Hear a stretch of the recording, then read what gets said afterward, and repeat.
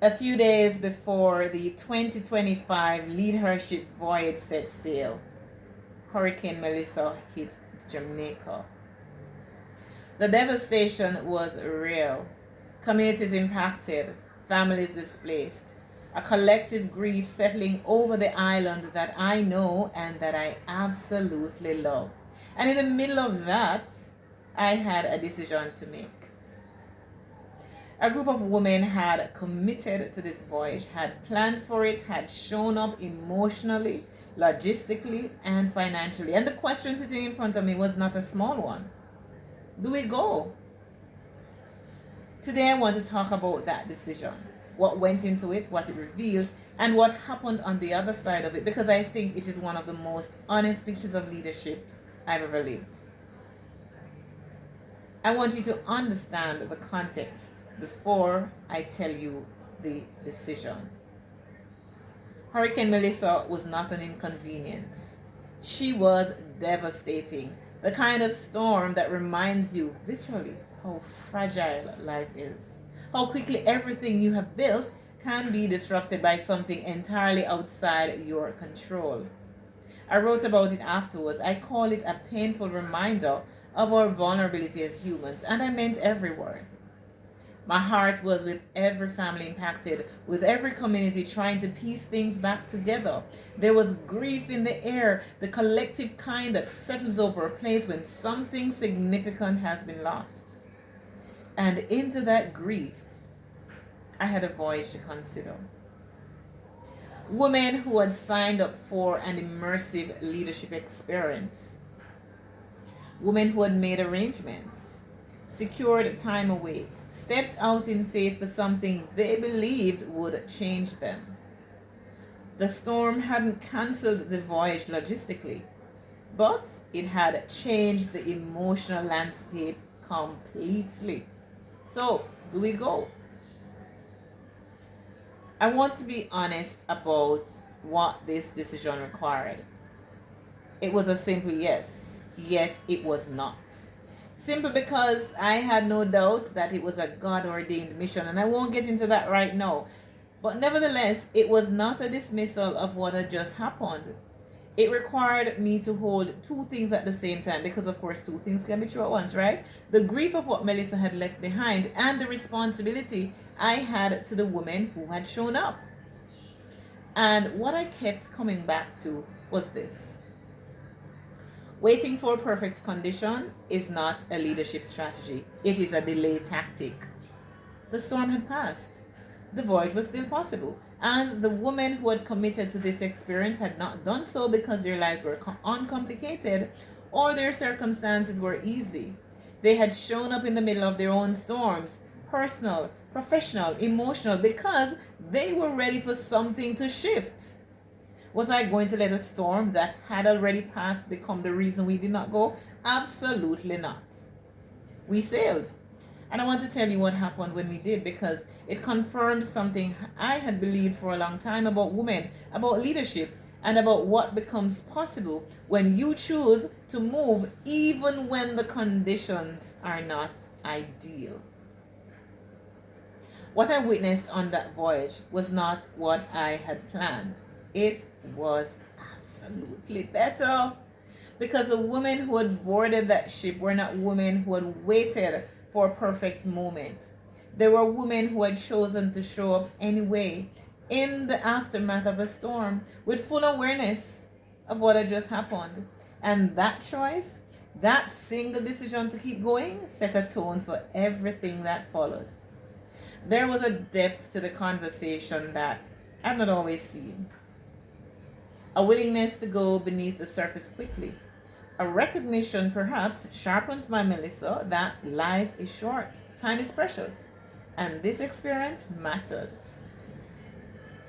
What the voyage confirmed is something I want to say clearly as a global leadership strategist. Women are extraordinary under pressure, not in spite of everything they carry, because of it. The caregiving, the grief, the invisible labor, the resilience quietly built over years of navigating spaces not designed for them. That is not weakness dressed up as strength. That is actual strength. And when you put a woman in an environment that sees them fully without condition, it is unleashed in ways that are almost impossible to describe. Melissa did not diminish that voyage. She deepened it. I want to pull back further now because I think it is important. When I talk about resilient leadership, it is never theoretical for me. Actually, it is autobiographical. I've known what it is to be in the darkest places a person can go.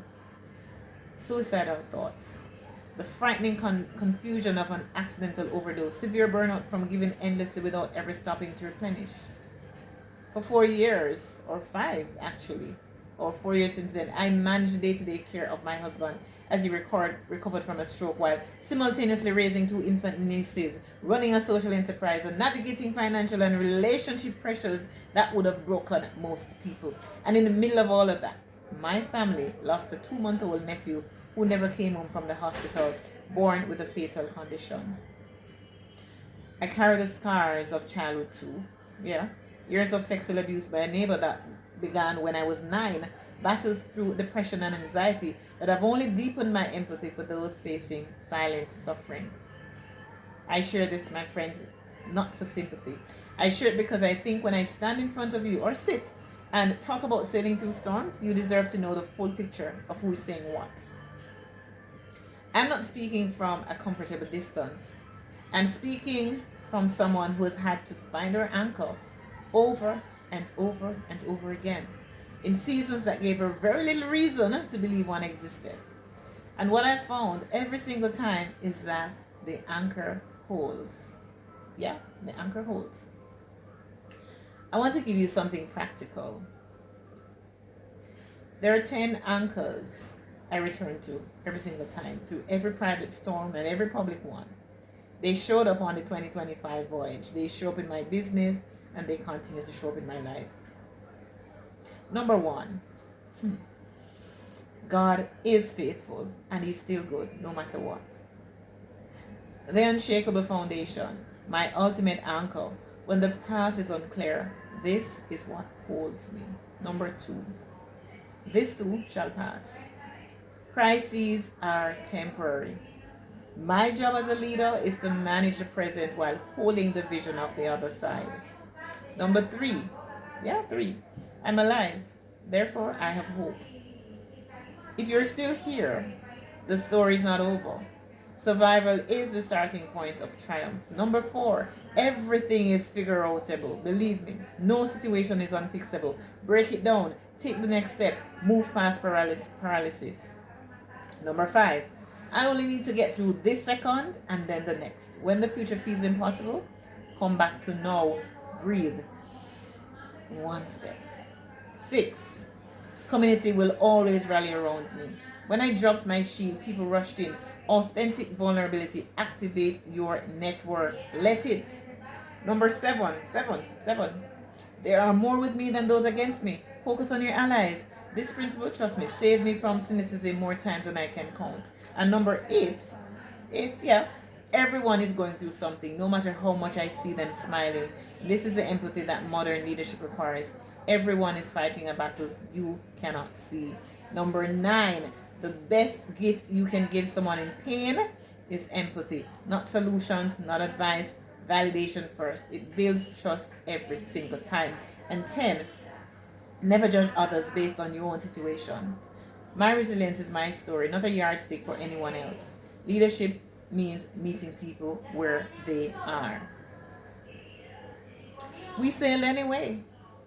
And that decision, simple as it sounds, is the whole lesson. Leadership is not the absence of storms. It is the clarity to make grounded decisions in the aftermath of them. The rootedness to move when everything in you wants to wait for certainty that may never come. The faith to trust that the women showing up alongside you are capable of far more than the conditions suggest. Melissa hit days before we departed, and we went. not because the timing was perfect, not because grief had fully lifted. Hey, it hadn't even begun to lift. But because the women were ready, the purpose was clear, and waiting for a storm-free life is not a strategy. It is a way of never truly living. So if you're standing in the aftermath of your own storm right now, personal, professional, or both, I want to ask you one dege question, as we say in Jamaica. What would you do if you decided to sail anyway, whatever that sailing may be? Two things before I go. The leadership audit, if you want to get honest about where you are as a leader right now in terms of your boundaries, whatever, not where you perform, but where you actually are, this is a tool. It will show you where you are rooted and where you still need anchoring. Of course, the link is in the comments. And leadership 2027 applications are still open. And after everything I have shared today, if something in you is saying yes, trust that. Trust me, trust it. 7 nights, a curated group of women who lead, an immersive experience that will show you exactly what you're made of. And of course, we are keeping it tight, so spaces are limited, and the link is right there in the comments for you in the description. I am Heneka Watkis-Porter, Global Leadership Strategist. I lead with grace, even especially in the aftermath of the storm.